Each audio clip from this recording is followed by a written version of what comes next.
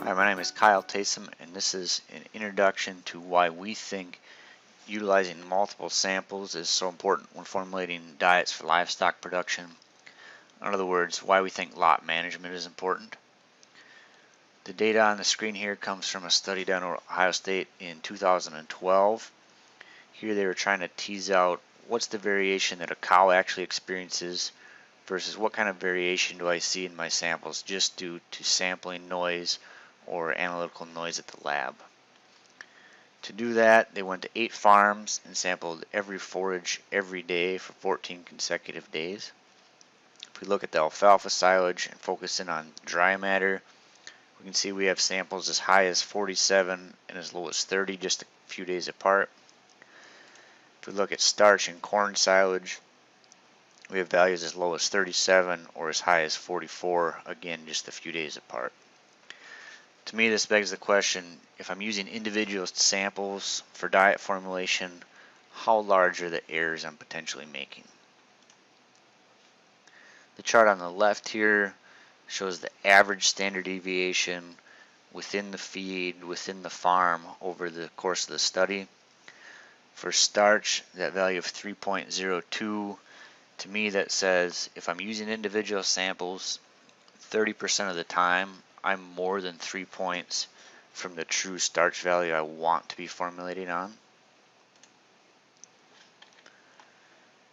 Here I'll compare the statistics from Ohio State study versus values we get from Dairyland's lot management system.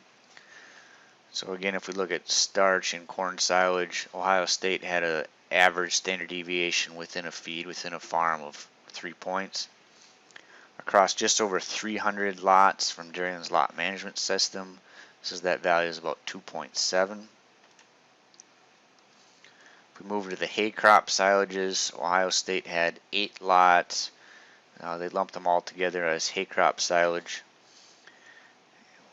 2.38 there on NDF. We can compare that to 4 subgroups from Dairyland system where we found values basically from 2 to 3 points on NDF across just over 500 lots.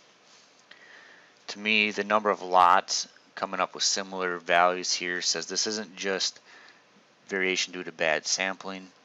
There's many different people taking these samples across many different farms. I think these are pretty solid numbers telling us what the variation is within a feed type within a farm. An easy way to work out of this problem of the noise in individual samples is to just take multiple samples. But then we have a new set of questions we have to answer. First, how do I organize the data so I can make some rational decisions?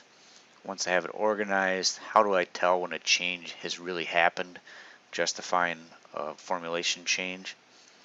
And then when I've decided I want to formulate a new diet, how do I get to a single nutrient profile from multiple samples? We'll cover how Dairyland's lot management system helps solve those issues in future videos.